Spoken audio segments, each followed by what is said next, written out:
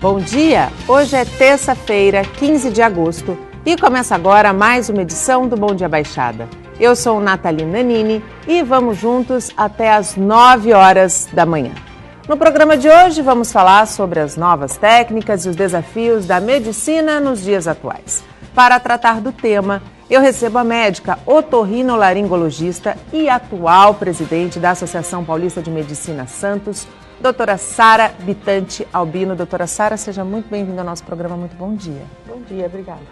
E também a pediatra e acupunturista, candidata à presidência da APM Santos, doutora Ana Beatriz. Seja muito bem-vinda ao nosso programa. Muito bom dia. Bom dia.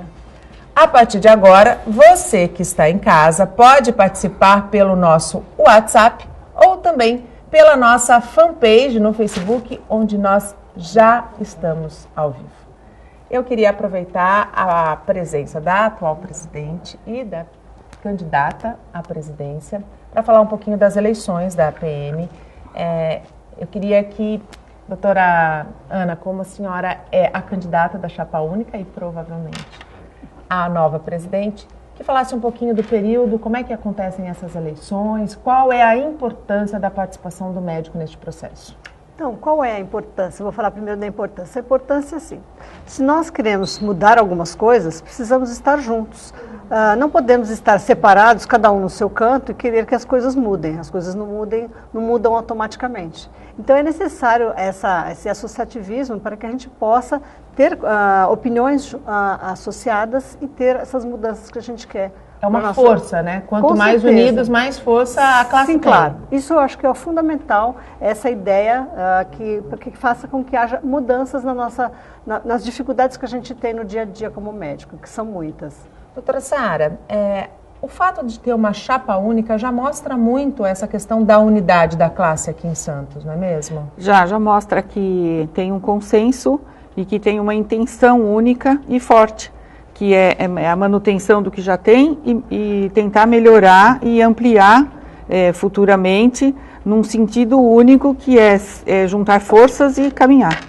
Quando a doutora Ana diz que os desafios são muitos, hoje, dentro da classe médica, qual seria o principal desafio? É ter condições de trabalho mais dignos e ter autoridades estaduais, federais, municipais, né, começar do município, que ouçam a classe médica para que as coisas caminhem junto. Não adianta ter autoridades de um lado e médicos do outro, sem que haja um consenso entre esses dois setores, porque não vai. Nós estamos vendo atualmente que a saúde no Brasil está com grandes problemas, grandes dificuldades. Falta diálogo, doutora Ana? Falta, entre sim. A classe e os poderes? Sim, falta sim. Acho que a gente tem que sentar e conversar. A gente mostrar nossa experiência enquanto médicos que estão ali atendendo no dia a dia e eles com a parte administrativa. Acho que precisa unir essas duas forças para fazer o melhor pela população. A população merece, ela tem direito a tudo isso. Só que fica cada um no seu canto e as pessoas não se unem para que possam vencer essa possibilidade de fazer coisas melhores para a população. Até porque o Sistema Único de Saúde, na sua teoria, ele é lindo, né? Ele é perfeito. Se ele funcionasse ele é perfeito. Da forma como foi proposta, seria um modelo a ser seguido pelo mundo todo, né, doutora? Mas não é. Não é. Não é. Não é. Eu queria que a senhora falasse um pouquinho da sua gestão. Qual foi o principal foco da sua gestão, doutora? A minha gestão tentou fazer uma aproximação entre a população aqui da Baixada e a classe médica, para fazer com que a Associação dos Médicos, a Associação Paulista de Medicina Santos, eu sempre falo Associação dos Médicos de Santos e depois eu falo Associação Paulista de Medicina Santos, porque a integração só foi há 5 anos atrás. E a Associação dos Médicos já tem quase 70 anos. Então, como ela está no subconsciente da Baixada Santista, eu sempre falo os dois nomes. O que acontece é o seguinte, nós tentamos fazer com que a associação fosse uma referência para a população e para os próprios médicos. Então, uma referência como? De pedir informações, de saber das coisas, de se integrar, de se informar. Para a população se informar e pedir ajuda, e para os médicos irem para lá para se reciclar, para fazer contato com outras especialidades ou com a própria especialidade dele. Então, um núcleo, mas um núcleo não fechado, um núcleo aberto para a população e para a classe médica. Quando a senhora se dispôs a atingir esse objetivo, a senhora percebeu que realmente havia uma lacuna entre esse diálogo entre a classe médica e a população, e a médica com a médica mesmo? Eu acho que existia, sim. E talvez ainda exista. Em 3 anos não dá para fazer, mudar tudo, não dá para né? mudar tudo. Mas eu acho que existe, sim. Era uma casa muito bonita lá da Ana Costa, que tem uma porção de coisas que acontecem lá dentro, mas poucas pessoas sabem do que acontece. A população sabia menos e a própria classe médica não sabia tudo. Então, às vezes, tem pessoas que vão para lá para fazer algum curso, para assistir uma palestra, e depois comentam, nossa, tinha 3 salas cheias de pessoas, cada grupo fazendo uma coisa diferente. Como está dinâmico, como tem gente fazendo coisas, né? Eu falei, pois é, sempre teve, só que as pessoas não sabiam. E agora, como está a porta aberta, então a informação. Doutora Ana, qual que é a importância dessa aproximação? Então, essa aproximação é muito importante, tanto para o médico, porque o médico pode reciclar, pode discutir seus problemas, pode se reintegrar com outros colegas. Essa sociabilização é tão importante, está faltando tanto, não é? Essa sociabilização do médico, a gente perceber que nós temos os mesmos problemas e a gente pode, conversando um com o outro, se ajudar, saber de uma informação que o outro não sabia. Então, isso a gente tem a Casa do Médico para isso, né? Então, em relação ao médico, seria isso. Em relação à população, você vê hoje em dia que quando existe alguma dúvida em alguma coisa, algum assunto de saúde, o que acontece? As pessoas vão direto para o Google. O doutor Google, o Google virou um doutor médico. Né? As pessoas hoje criaram um péssimo hábito com o advento da internet de pegar um exame, abrir o exame e colocar lá o resultado do exame no Google. Printou, e aí muitas vezes o diagnóstico, ele é um diagnóstico médico, mas não é o seu diagnóstico, né? E aí cria-se uma rede de informações falsas que é muito perigosa. Exatamente. Isso aconteceu já várias vezes com meus pacientes, porque eles abrem o exame e, de repente, segunda-feira de manhã, chega chorando no consultório, desesperado, como se fosse quando tivesse acabado o mundo. E, na realidade, é um exame super simples, que é meio óbvio, que é só para comprovar. E a pessoa, como coloca as palavras isoladas no Google, realmente dá essa informação, inúmeras informações. E geralmente as informações são meio maléficas, vamos dizer assim. Geralmente o resultado do exame quase nunca é muito bom, né? Então, eu acho que esse hábito não é um hábito bom. Eu acho que o melhor hábito que existe é você confiar no seu médico. Pegar o exame fechadinho e deixar fechado. O ideal seria isso. O ideal seria isso, mas ninguém faz. Até porque você pode imprimir o seu exame hoje em dia, não é assim que funciona? Aliás, você pode imprimir, você pode ver pela internet. Eu mesma, sábado saiu um exame meu, eu printei, mandei para minha médica, eu falei, tá tudo bem?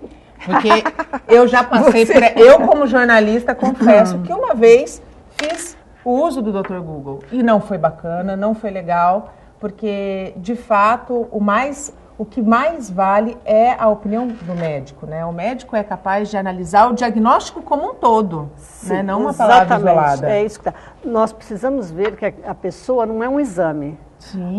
Aquele exame tem que estar inserido dentro de um contexto da história do paciente. E é isso que faz a diferença. Então, pode até ser a realidade aquilo que está escrito lá, só que está fora do contexto.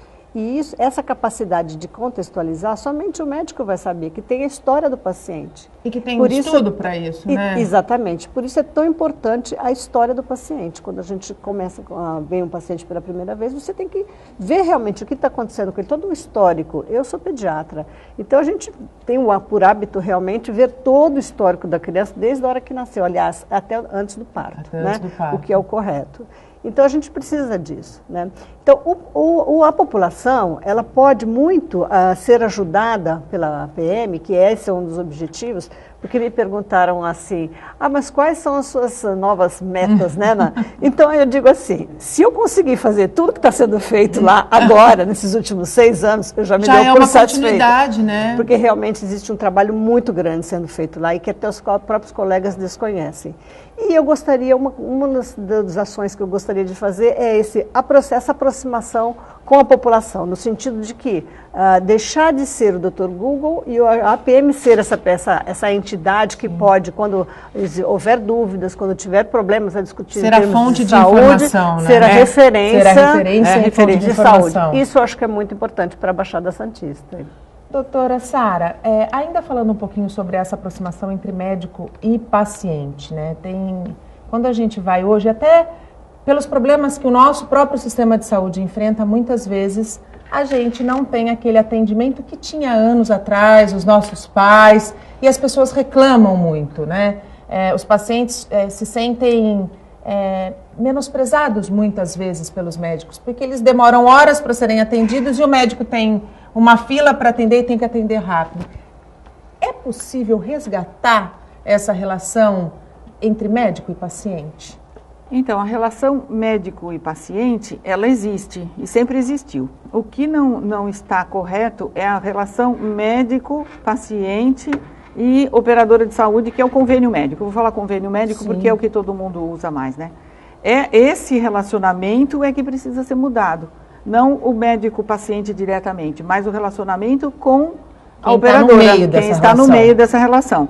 Que é com esse que a gente tem um contrato, que você tem que seguir aquele contrato com todos os seus itens e que às vezes obriga o médico a ter atitudes que não é o que ele gostaria de ter. Isso é muito importante que quem está em casa entenda, né? Porque às vezes não sabe disso. Não sabe. Então, ele não pode pedir o número de exames que ele quer, às vezes ele pode, mas o paciente não pode voltar seguidamente com os exames, ou o exame demora para ficar pronto e ele demora para voltar.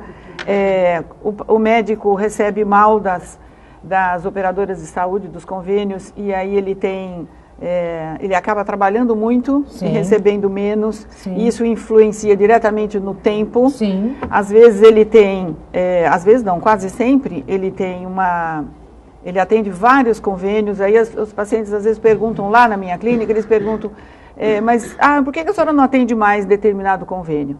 Porque tinha tanta gente para atender que chegou num ponto que eu não dava mais conta, os telefones não paravam de tocar para marcar, e aí a pessoa marca a consulta, depois a agenda está lotada por 3 meses, ela vai voltar depois de 3 meses, e se a doença for uma doença grave evolutiva, eu tenho que vê-la antes. Então tem convênios que você vai deixando porque você não consegue. Eu já ouvi até dizer que quando o médico é jovem, ele faz convênio com todos os tipos, e depois quando ele fica famoso, ele vai largando os convênios.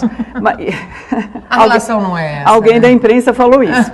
Mas aí o que acontece? Você não dá conta, fisicamente você não consegue, a estrutura que você tem não dá conta. Então, como você vai deixar um paciente esperando meses para retornar? Não pode. Ele tem um quadro grave. E você vai deixando mesmo os convênios, em alguns convênios, os que pagam menos, os que dão mais problema, os que tratam, a sua relação é pior, porque tem um sistema de glosas. Então, mesmo que você atenda o paciente, ele voltou, você vai ser glosado, você não vai receber por ter atendido 2, 3 vezes aquele paciente. Inclusive, você não recebe 3 vezes mesmo, você recebe uma vez por mês e está encerrado o assunto.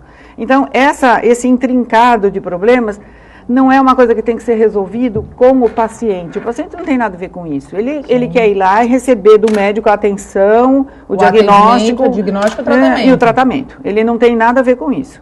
E eu não falo, por hábito e por conceito, eu não falo para o paciente o que está acontecendo. Então ele pergunta, mas não atende mais? Não atendo mais. Sou eu que respondo, é a secretária. Mas assim, se eu posso atender e fazer um bom atendimento e dar àquele paciente o que ele precisa, esse vai ser meu relacionamento. A reclamação é com o advogado, com o próprio convênio que eu não quero mais ou que eu estou tendo problema e está encerrado o assunto. Na verdade, a gente pode dizer que hoje existem muitos convênios médicos, né? Antigamente existia uma rede mais seletiva de convênios, o que garantia um atendimento melhor. Hoje a gente ouve dizer que às vezes é mais fácil, mais rápido você ser atendido pelo SUS do que pelo convênio médico, né? Não acredito. Tem gente que, não é tudo isso. que costuma até usar essa expressão, o que eu acho também que não acontece. No entanto, essa banalização dos planos de saúde, eu acho que facilitou essa precarização também, né? Sim. Sabe um outro dado que acontece? Muitas vezes o paciente chega e fala, doutora, adoro vir aqui, gosto muito da senhora, mas sabe o que é? Meu convênio mudou, então eu vou mudar de médico. Então existe muito isso também, entendeu? Então existe fidelização do médico com o paciente, mas também não existe do paciente com o médico, por causa dos planos de saúde das operadoras. Então esse sistema é que precisa ser, que está dificultando essa relação médico-paciente. E há como, por exemplo, quem regula isso é a ANS, né? Há um diálogo entre a ANS e a classe médica, ou isso é fechado? Existe, só que é difícil, né? A gente está sempre tentando, a gente está sempre negociando. É uma outra dificuldade que os colegas perguntam, mas o que a PM faz em relação a isso? A gente faz muito, a gente é vinculado à APM de São Paulo, que é a APM estadual, e existem muitas negociações sendo feitas com todas as operadoras de saúde o ano inteiro, não é só na época de salários ou de contratos. O ano inteiro são feitas essas reuniões para que haja uma melhora nesse relacionamento. Quem vai ganhar com isso, quem que é? É a população que vai ganhar com isso, com certeza. Sem dúvida. E entre esse caminho, essa busca do bom atendimento e do reconhecimento do médico, a gente passa aí pela questão da qualificação, né? A medicina, ela avança a passos largos, e o médico que não se atualiza, ele de fato fica para trás. A APM Santos, a gente pode dizer que é uma referência do ponto de vista para custos de atualização da classe médica daqui? É sim. Eu falo com o maior orgulho que porque a gente tem cursos e tem congressos, tem especialização, tem departamentos que dão aula para o título de especialista, para aquele residente, né? O recém-formado está fazendo residência, ele tem alguns departamentos em que ele pode frequentar as aulas, tem aulas inclusive magnas, que são as aulas que preparam para o exame, a prova. Então, nós temos em várias áreas, tem oftalmologia, ortopedia. A ortopedia faz um simulado do exame, para todo mundo que for prestar o exame saber como é que é a barra que ele vai enfrentar. E isso é o ano inteiro. E nós temos, tem as ligas dos estudantes, nós temos sócios jovens estudantes das duas universidades aqui de Santos que fazem encontros que são chamadas encontros das ligas. E as ligas liga de cirurgia, de psiquiatria, de cirurgia abdominal, de exames. Então eles escolhem e trocam experiências. Eles convidam grandes professores e os professores vêm. Então a gente tem, por exemplo, o Dr. Jaime Muraovski, vem pessoas de qualquer lugar do Brasil, e essas aulas são gratuitas, o médico vem gratuitamente, de onde ele estiver, de onde ele morar, para dar essa aula, e os alunos têm essas aulas assim, fora do contexto da faculdade, para se informar e para... Eu acho que nessa fase deles, eles estão entre terceiro, quarto, quinto ano, eles estão pensando em qual vai ser a especialidade que ele vai ter. Então, ele faz parte dessa liga de cirurgia, por exemplo, e durante o ano todo ele convida grandes mestres em cirurgia. E com isso ele faz uma escolha do que ele vai fazer. Muito mais consciente, né? Muito mais seguro. Ele se espelha naquele grande mestre para ver se é aquilo mesmo que ele quer e para poder escolher depois. Então nós temos para vários níveis. Tem só as reuniões de departamento em que as pessoas já formadas e que já são professores se encontram para trocar ideias, discussão de casos, é uma coisa bem prática, bem da vida atual. Tem para os estudantes e tem para os residentes, então tem para todas as faixas de formato. E tem também uma parceria com a Universidade de Harvard, não é? Sim, tem.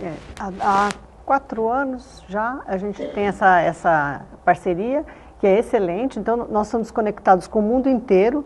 Então são alunos aqui de Santos, médicos formados, que estão fazendo esse curso. E é uma parceria que a gente não é em qualquer lugar que você encontra, né? Não, então a gente tem que ter muito orgulho daquilo que a gente faz também, sem né? dúvida. Então por isso que a minha gestão vai ser muito difícil, porque a coisa já está muito boa.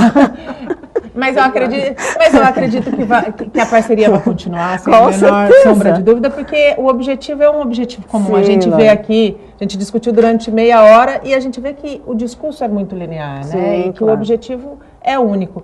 Antes da gente ir para o intervalo, eu só queria que você, doutora Beatriz, falasse quando vai ser a votação e como é que o médico faz para votar. Então, a votação será do dia 21 a 31, dia 25, que será sexta-feira, faremos um coffee lá na associação para que, justamente aquilo que eu te falei no começo, para podermos conversar, associar, trocar ideias, e aí o médico vai votar. Por quê? Nós temos duas votações, são 2 links que a gente precisa acessar, que pode ser feito pelo computador, pode ser feito pelo QR Code. É pelo endereço apm.org.br.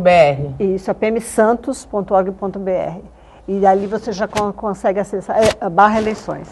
Então, por ali você já consegue acessar tudo. Mas tem pessoas que têm alguma dificuldade ainda, né? Então, a gente está ali para apoiar, para ajudar, para colaborar, porque é muito importante. A gente tem uma ligação direta hoje em dia, após essa integração que houve há 6 anos atrás, a gente tem uma integração direta com a PM estadual. Essa PM estadual também estará em votação e a AMB também. Então, nós temos as nossas orientações para que seja feita a votação. Um apoio. Né? Então é apmsantos.org.br. Vocês todos, classe médica, está toda convocada para participar dessas eleições que vão de 21 a 31 de agosto. E a alfândega, junto com a Delegacia de Polícia Federal de Santos, apreenderam cerca de 326 quilos de cocaína dentro de um container de açúcar em um navio na margem direita do Porto de Santos. A carga tinha como destino, você está vendo aí a imagem, o porto de Banjul, na Gâmbia, mas comparada no porto de Algeciras, na Espanha. A droga apreendida foi encaminhada à Polícia Federal de Santos. Até o momento, ninguém foi preso.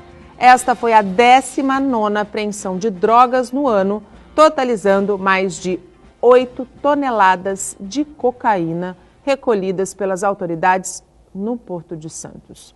E voltamos a falar sobre as novas técnicas e os desafios da medicina nos dias atuais.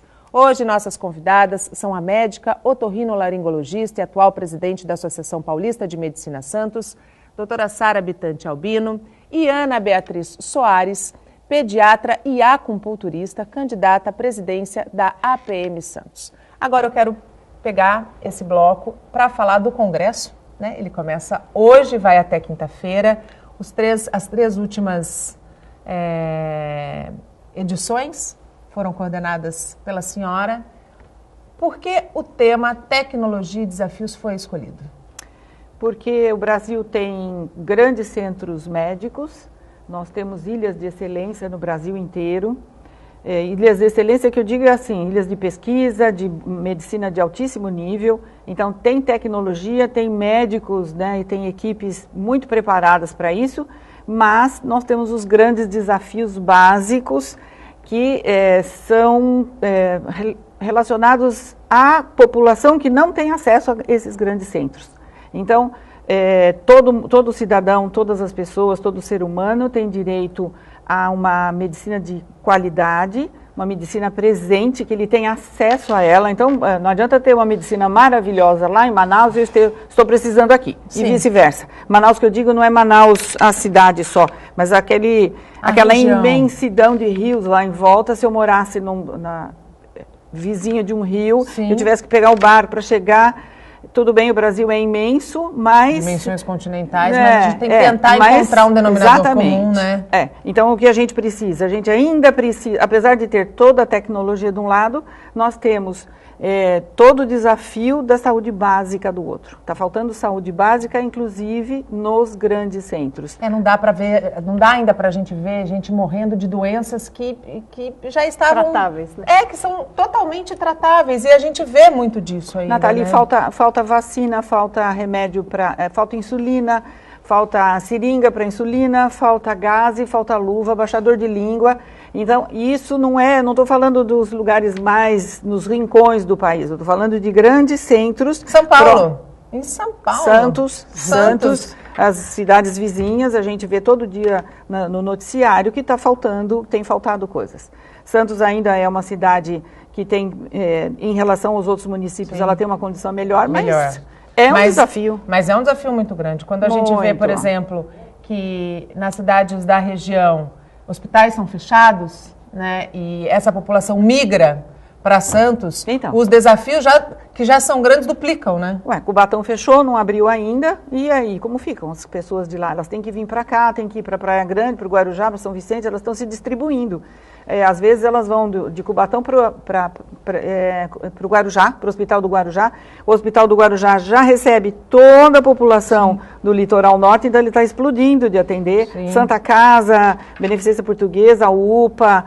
E aí, no outro bloco, nós falamos sobre operadoras de saúde, os convênios. As pessoas perderam muito, porque o desemprego aqui na Baixada é igual do país inteiro. Exato. Aliás, superior, inclusive. Superior. Então, o polo industrial de Cubatão fechou muitas vagas. As pessoas migram, migraram dos planos de saúde para o SUS. Aí, o SUS já não funcionava, não se preparou, nunca se preparou para uma crise desse tamanho. Hoje nós temos realmente pessoas que são desassistidas e às vezes os médicos ficam de mãos atadas, né? Não dá tempo. Você não é tempo. Você não tem condição de atender tudo. Os prontos-socorros estão superlotados sempre, e aí não tem o básico. Você não faz saúde básica, porque se você tem a saúde básica muito bem organizada, que é chamada de saúde da família, médico de família, enfim, ela tem vários nomes, mas a saúde básica o que é? Controlar a pressão, diabetes, vacinar, fazer a nutrição das crianças, orientação para essa mãe cuidar das crianças e fazer os exames básicos. Se você tem isso com facilidade, com regularidade, o que acontece? Você não tem tanta ida ao pronto-socorro, você não tem tanta doença. Tem gente que tem 30 anos e nunca foi ao médico, ele vai quando aconteceu uma desgraça, ele corre no pronto-socorro. Ou então ele vai toda hora no pronto-socorro porque ele não tem outro tipo de acesso e de assistência. Então, ele subiu a pressão, ele vai no pronto-socorro. Teve dor de cabeça, ele vai ao pronto-socorro. Por quê? Porque ele não tem um médico seguindo. Por que ele não tem? Porque está faltando na rede básica. A organização da rede básica. Agora, a rede básica aqui na Baixada não é só Santos. Sim, são 9 municípios. São 9. Se os 9 não andarem juntos... Não pensarem como a gente vive dizendo aqui, de forma metropolitana, como uma única região, com os únicos problemas. É a mesma coisa, a gente volta à unidade da associação, né? Quando a gente vê que é uma chapa única, a gente vê uma unidade, uma regularidade na linguagem. Se os 9 municípios não conversarem, a gente vai continuar enxugando gelo. Exatamente. Não é? E nunca consegue. E nunca vai conseguir resolver o problema. Quando a gente fala de saúde básica, desta rede básica, e quando a gente pensa na questão da vacinação, da nutrição, a gente pega uma questão que hoje é uma epidemia mundial, que é a obesidade, né? E a obesidade já deixou de ser uma questão de estética, porque hoje ela já evolui para doenças muito mais sérias e muito mais sérias que poderiam ser diagnosticadas se a saúde básica funcionasse, né? A orientação nutricional também faz parte da saúde básica. Se você tem lá o pediatra, o clínico geral, até o nutrólogo, porque o nutrólogo já é uma outra etapa de atendimento, não é? Uma coisa um pouco mais detalhada. Mas assim, a criancinha, a doutora Beatriz pode falar melhor que eu. Esse tema foi escolhido no Congresso, o 6º Congresso, porque a obesidade assola o país e vários, vários países do mundo. E é onde começam os grandes problemas. O que acontece? Vocês estavam falando a importância do pré-natal, né? Nós temos uma mortalidade infantil que está crescendo em muitos locais. Então, o pré-natal bem feito faz com que essa criança, são os 1000 dias da criança, né? Que existe hoje em dia um programa muito grande de evolução desses 1000 dias, são os primeiros 1000 dias da criança, que é onde você trata essa criança. Então, o pré-natal bem feito, um aleitamento materno bem feito, bem incentivado, o que é super importante, e fazer com que essa criança tenha uma nutrição adequada, isso faz... É o cimento, né? Para que a coisa vá. Base sólida, né? A estrutura para que esse cidadão, quando chegue com 18 anos, 20 anos, seja uma pessoa que esteja em condições de saúde adequada. Então, isso é muito importante, parece um detalhe, mas essa parte do pré-natal e aleitamento materno e o início da vida... É o início de tudo. É o início de tudo. Se você tem a infraestrutura boa, a evolução é excelente, né? Por isso escolhemos esse tema que está no Congresso, sobre a alimentação da criança influenciando no adulto. Eu ainda continuando nessa questão da obesidade, parece até um contrassenso, porque anos atrás a gente não tinha muito acesso à informação. Hoje, a informação ela é vasta, né? Existem campanhas, talvez não no número suficiente, adequado, mas a informação está aí, né? As pessoas sabem quais são os prejuízos da obesidade. E mesmo assim, as pessoas continuam engordando. São 600, segundo o Ministério da Saúde, em 10 anos aumentou 60% o número de obesos no Brasil. É muita coisa para pouco tempo. E nessa margem estão as crianças. Exatamente. E sabe aonde começa isso? Com os Depois pais. do primeiro... Não acredito que seja com os pais, Não. coitados. Não! Os pais, o que está acontecendo hoje em dia? A gente tem que sempre contextualizar a medicina dentro de uma vivência social, né? O que acontece? Os pais saem para trabalhar. Sim. Com quem fica essa criança? Fica ou com a avó ou com o colégio. Não é isso que acontece? A avó, a necessidade, a avó, o que a gente vê, isso aí todo dia eu vejo no consultório, é aquela necessidade de agradar pela boca. Exato. E deixa fazer tudo. Você sabe o que significa brincar? Brincar significa criar laços. Então, por que as pessoas não querem criar laços com um neto, senta e brinca com a criança. Não sente da comida. Não, sente da comida. Danoninho, de chocolate. preferência doce, exatamente. Nem fale do Danoninho. Então, acho que é importante essa conscientização dos avós, porque eu vejo mães, às vezes, chorando no consultório. Doutora, eu não quero dar isso para o meu filho. Mas a minha sogra, a minha mãe, dão essas coisas para os meus filhos. A minha filha, eu costumo dizer que eu tenho muito orgulho. A Luísa, ela foi para a escola muito cedo, né? E na escola ela criou hábitos alimentares maravilhosos. Ótimo. Né? Ela, por exemplo, hoje ela tem 4 anos e até hoje ela nunca colocou na boca refrigerante. Não gosta de refrigerante, acha que é ruim, toma suco de fruta, pede brócolis. E eu acredito muito. Quando eu tô da propaganda. Quando eu tô com as avós, eu tenho que ficar segurando. Não pode chocolate, não pode bolacha, não, porque realmente não fazem nem por mal, fazem realmente. Não fazem por mal. Porque tem aquela vontade de agradar, né? E a criança sabe como domar uma avó, né? O neto sabe como domar uma avó, mas está errado, né? Então, essa conscientização a gente tem que colocar nas avós. E as pessoas que cuidam, logicamente, né? Que é importante você agradar a criança, mas não dessa forma. E elas não fazem por mal, como você falou. O que elas surpreenderam como referência foi isso. É o doce, né? Mas a gente sabe... Também, Bia, tem um problema que eu vejo muito no consultório, que são pais, né, mãe e pai, que saem para trabalhar antes das 7 da manhã. Sim. Essa criança vai ficar na escola e aí ela vai receber uma alimentação regrada, dependendo da qualidade da escola, porque não são todas também. Sim, não são podem todas. pagar só as Realmente. escolas elitizadas e maravilhosas. Exatamente. E quando eles voltarem para casa, eles têm um período ali muito pequeno para fazer tudo. Fazer a lição, dar banho, ensinar a escovar os dentes, e não dá tempo de cozinhar. Então, os alimentos prontos são muito rápidos. É um outro problema desta nova geração. Da nova geração, né? Sim, então tá tudo pronto. Vai lá no congelador, põe no micro e come. E a pessoa também come. Então eu já tenho bastante tempo de medicina, vou fazer 40 anos de formada. O que eu vejo é que tem uma terceira geração, então a avó, a culpada... Começa ali. Olha, eu sou avó, mas eu não me incluo nesse grupo, tá? Eu sou avó de 2. Um deles tem horror de coisas verdes, ele come frutas, mas não come os verdes. Olha. Ele tira, a gente fica tentando desesperadamente catequizar, mas é uma barra, tem o paladar da criança também. Então, o que acontece?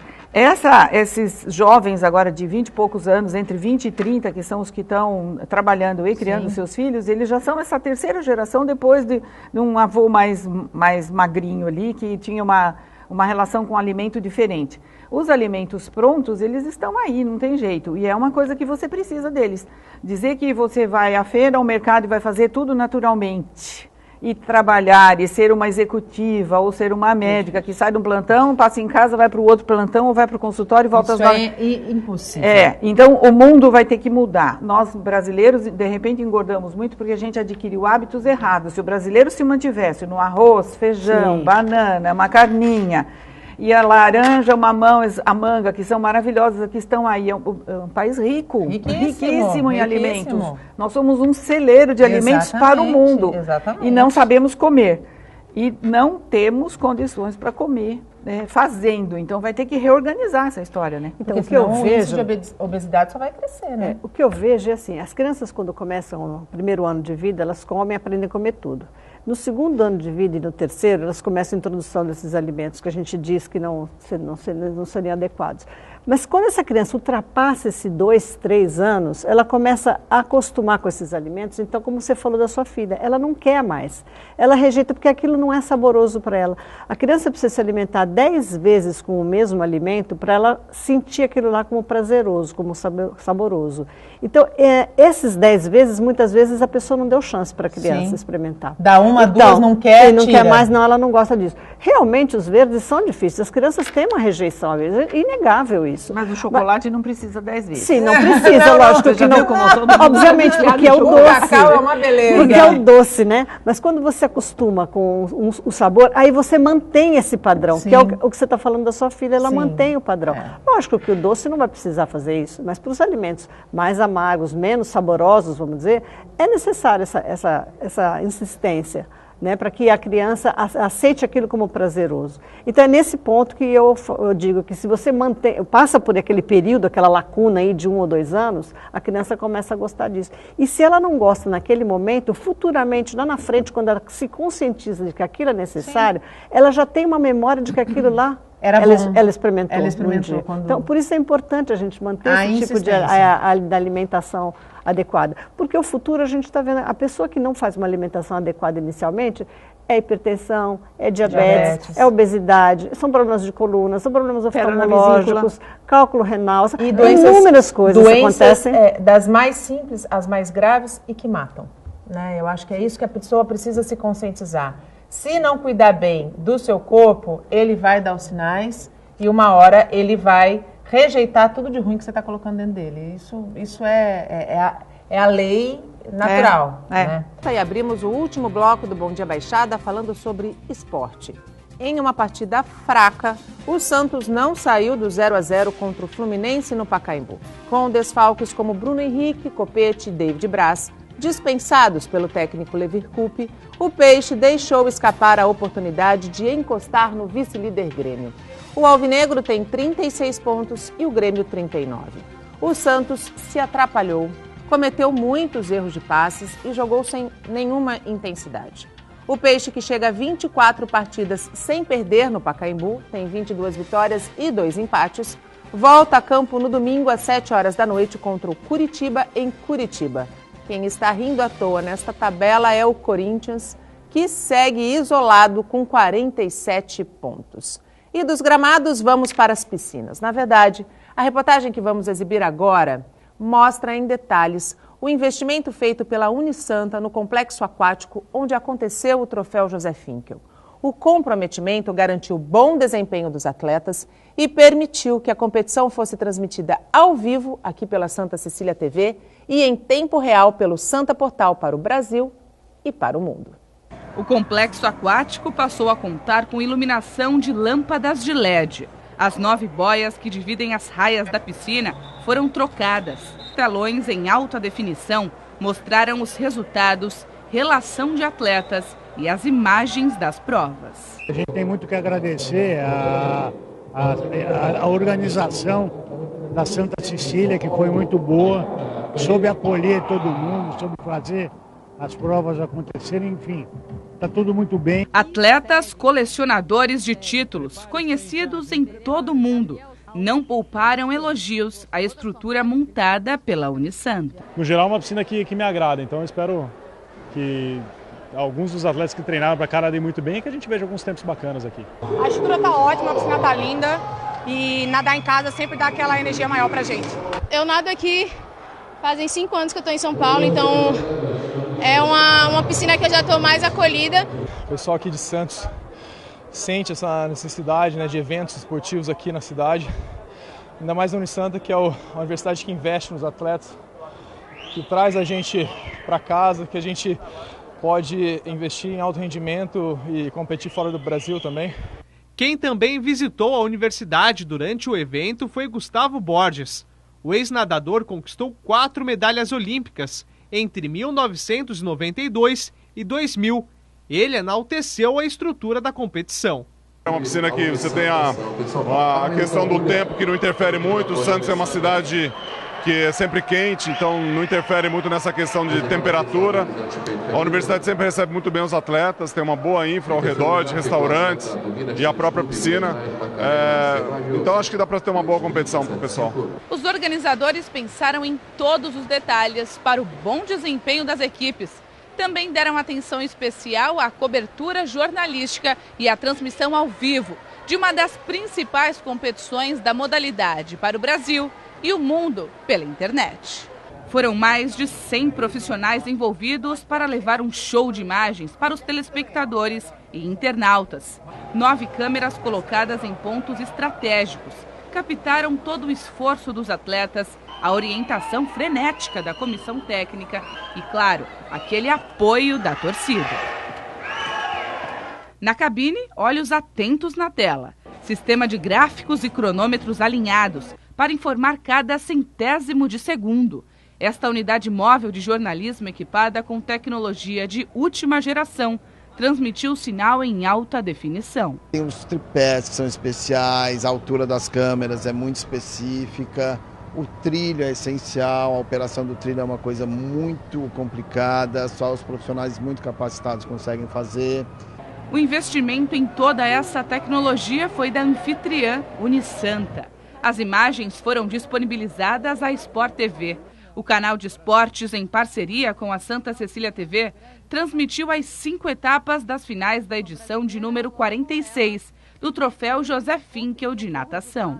Eu estou atenta no que o narrador está falando, na imagem que está indo para o ar, no momento em que eu estou liberando a prova, no momento em que o Jason, que é o nosso repórter, está fazendo uma entrevista, entendeu? Então eu tenho que ficar ligada em tudo para tentar dinamizar e otimizar essa transmissão para ficar o mais dinâmica possível. Acho que é importante falar, antes de mais nada, da estrutura que a Unisanta ofereceu para a gente, entendeu? Acho que a gente recebeu uma estrutura muito boa de todos os lados para acomodar todo mundo, para desenvolver um trabalho de forma satisfatória. E foi uma grande cobertura, foi um grande campeonato. A Unisanta está de parabéns, os atletas sicilianos também, porque nós estamos aqui falando de qualidade de vida. E esporte tem tudo a ver com isso, né? Nossa, a atividade física é fundamental para manter a saúde. Vamos falar, a gente tem 5 minutos de programa e eu quero falar sobre outros 2 temas que também vão ser abordados no Congresso. O primeiro deles, cirurgias fetais. Houve uma grande evolução nesse sentido, né? Uma grande evolução, os diagnósticos são precoces, dá para fazer o diagnóstico com a criança dentro do útero, durante a gestação, então tem uma grande quantidade de patologias que já são diagnosticadas durante a gravidez. E as cirurgias já existem há algum tempo, foram incrementadas agora porque existe cirurgia por vídeo, cirurgia menos invasiva, menos lesiva, mais conservadora, mas que dá para intervir. E a aula do Congresso sobre isso vai ser maravilhosa. Eu não vou falar mais sobre os detalhes, senão eu vou dar os detalhes da aula. Não perde a graça, não. Aí o doutor Saito vai falar, puxa, você já falou o que eu ia falar? Não. Quem quiser ver a aula tem que ir ao Congresso, participar do Congresso. Um outro tema que também eu acho que tem a ver com a questão da saúde, da alimentação, são chamados alimentos farmacêuticos, né? O que são esses alimentos farmacêuticos e por que falar deles no Congresso, doutora? Nutracêuticos, então são nutrientes que agem como medicamentos, então por isso farmacêuticos. Tem a ver com o que a gente estava falando anteriormente, então a boa saúde, evitar doenças e até se livrar delas através da boa alimentação. Aí a gente volta àquilo, né? Legumes, verduras, frutas, de preferência o mais natural possível, sem agrotóxicos se possível, grandes quantidades de vitaminas dos alimentos, aí não precisa comprar vitamina que é tão cara, você vai comprar um frasco de vitamina R$150, sendo que se você tomar vitamina de frutas, comer as frutas, comer os legumes, você já está tendo tudo isso. Exatamente. Isso sem falar que às vezes o próprio organismo rejeita a vitamina, né? Aquela em cápsula. Então. Né? E a vitamina está lá pronta e os nutracêuticos são elementos retirados dos alimentos em formas de cápsula ou comprimido. Tem licopeno, tem ômega 3, enfim, aí tem uma lista imensa e que reforçam o que você está precisando, reforçam a sua deficiência e melhoram a sua saúde. A sua imunidade. Então, inclusive, você falando que rejeita, né, Nathalie? O que acontece? Quando você toma vitamina C, é muito comum as mães darem vitamina C, né? Quando o organismo é sábio, né? Ele sabe o quanto ele precisa. E se você excede a dose, você simplesmente vai ser eliminado pela urina. Então, para que tomar? Se você pode tomar um suco de fruta, suco de frutas muito e natural. Resolve o problema. Na verdade, a receita é muito simples. Eu tenho 1 minuto. Eu quero que a senhora faça o convite para o Congresso. Então, o Congresso começa hoje, o 6º Congresso Interdisciplinar da Associação Paulista de Medicina Santos, e vai até quinta-feira, e todos, ele não é só para médicos, é para todo mundo da área da saúde. Então, médico, fisioterapeuta, enfermeiro, fonoaudióloga, estão todos convidados, estudantes também, estudantes da área da saúde, estão convidados. É só entrar no apmsantos.org.br e tentar fazer a sua inscrição. E a senhora, quero que encerre convidando mais uma vez para as eleições de 21 a 31 de agosto. Então, você que é associado da PM, seria muito bom que você, no dia 21 a 31, perdesse 1 minutinho, fosse até a PM ou pelo próprio computador seu do consultório ou de casa e fizesse a sua votação. É importante você expressar seu voto para que você possa estar unido numa classe em torno de vários problemas que nós temos, vários desafios que a gente pode trocar. Doutora Ana Beatriz, muito obrigada pela sua participação aqui no nosso programa. Seja sempre muito bem-vinda. Eu que agradeço. Obrigada, Nathalie. Doutora Sara, muito obrigada pela participação, por ter vindo aqui trazer informações tão importantes e pertinentes à nossa população. Obrigada, Nathalie. Foi um prazer. O Bom Dia Baixada fica por aqui. Amanhã vamos falar sobre desemprego e criminalidade. O Bom Dia Baixada vai receber o diretor do DEINTER 6, Gaetano Vigini, e Eduardo de Pinho Freire, empresário do ramo de segurança patrimonial.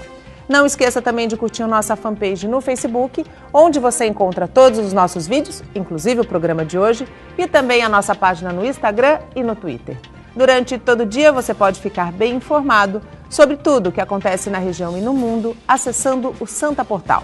Eu volto amanhã às 8 horas da manhã. Tchau!